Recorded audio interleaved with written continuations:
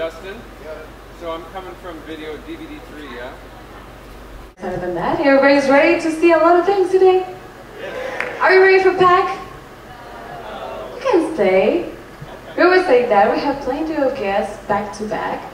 So I hope a few of you could stay for another one. We're doing Costa Maya, Cozumel, a few more, so you will love that one too. Just go and pick it. Yeah, I don't know about that. You can say that you're my mother. You probably will get some discount around. Well, welcome to the Opal Theater. This is the Captain's Corner, as you know. Pretty much you can see the beautiful gentleman that we have there. That's our beautiful captain that we have on board. But first of all, we're going to show you a little video. It's produced by STX in Europe. It's all about how this beautiful ship is being constructed. Probably you will know a beautiful story, a beautiful lady, how it was born, and how we all are here, because we love this ship. I hope you really enjoy the ship. Did you enjoy it? Yeah? You're going to enjoy it more today, probably because it's the last day. You're probably not going to get packed. You're going to all the shows, eat a lot, like we all do, because here you can see the restaurants are really good, don't you? Did you have a lot of fun? Yeah? If you have some things around, if you have some questions and all that, first of all, we're going to show you the video, but then the beautiful captain that we have here. I would say the beautiful captain because he's very, very adorable. He has 40 years around in this company, so he knows a lot. Okay, are we ready for see the video? Okay, let's show the video. Spectacular. This is our beautiful home. Ladies and gentlemen, for now, before the questions and answers, I want to introduce you the master of the vessel, the captain, Thorolvsen. Thank you very much, and good afternoon to you. How do you like the video? Nice? Yeah. It's impressive to see how they are building ships today. It's slightly different today than it was 100 years ago, or 200 years ago. They build the ships in blocks today, not in the earlier days. They had a ceremony, which we still have actually. They have a ceremony called keel laying. That was the day they was laying down the keel and they start building the ship up from the keel. As you can see on that movie, they do it slightly different today. They are building blocks, and these blocks are huge and heavy. The first one was it 600 tons? So it is definitely different. I guess you all say this. Of course, Oasis of the Seas is in the new ships is only 7 months old, and of course, yeah, we have the newest technology there are when it comes to cruise ships. I don't know whether you noticed that, but there was a comment and there was a clip of they were installing the acipods. The acipod is actually the propulsion engine of this vessel here. So on board this ship we don't have a conventional rudder and propeller connected to the shaft. It is the acipod is the propulsion, and it is 3 huge units that are hanging behind the ship, or not hanging behind it, but under the ship on the aft part of it. And it is kind of a special, and it's relatively new development they have done. It was actually developed in Finland for the icebreakers when it was breaking ice in the Baltics.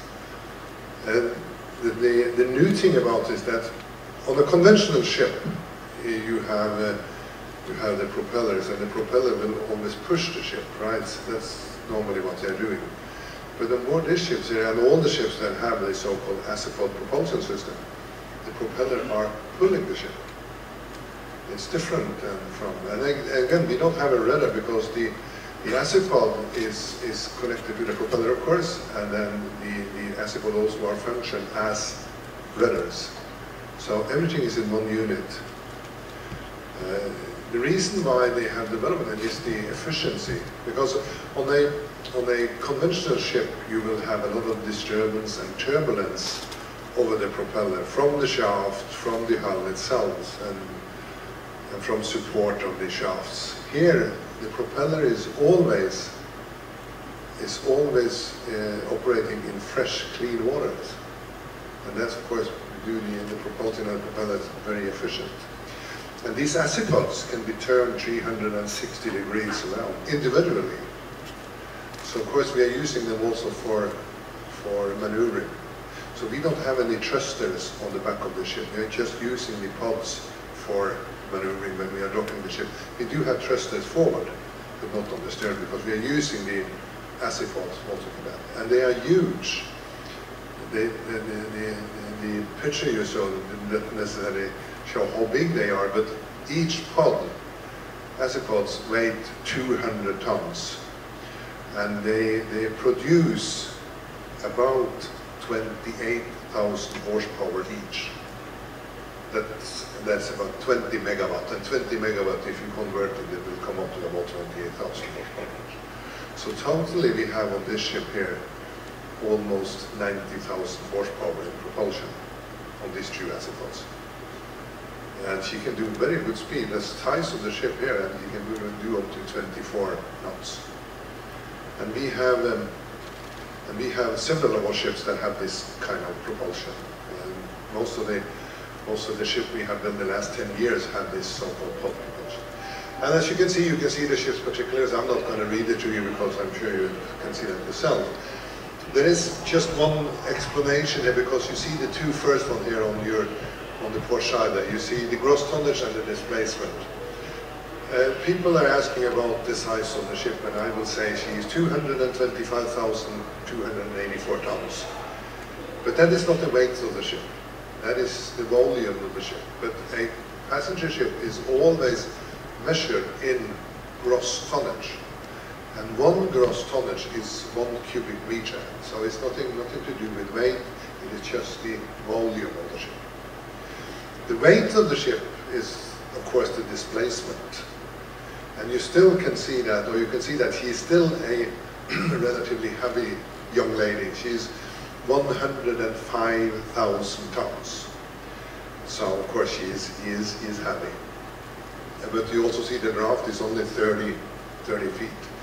So there is only 30 feet that is below the water on the ship. And there is about 200 that is above. And she still have the best stability in our fleet. It's kind of amazing. She has a fantastic stability. And of course, when you are up at sea and you have swell, you can feel there is a slight motion in the ship. But I've been at sea now for 45 years.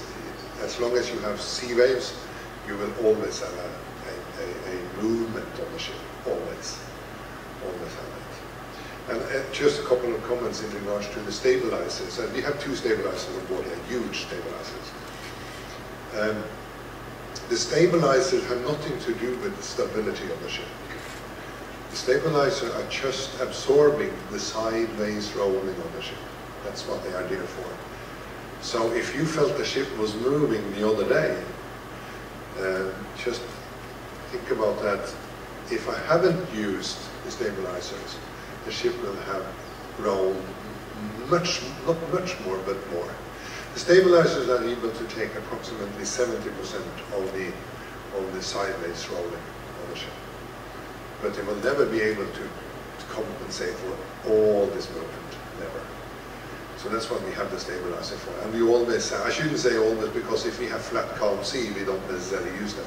But when we are, as we are today, in the Atlantic Ocean, yes, we have them out. We always have them. As it is, I don't think there's much more to comment on this. You can see that what we have here, the potable water and the fuel and all these things. You have a number of guests, 6,360. That is, of course, the total number. We don't have that many on board today. That's the total number we can carry. And we have been relatively close to that number there. The world record is, of course, held by this ship when it comes to number of passengers. On cruise number 32, which are two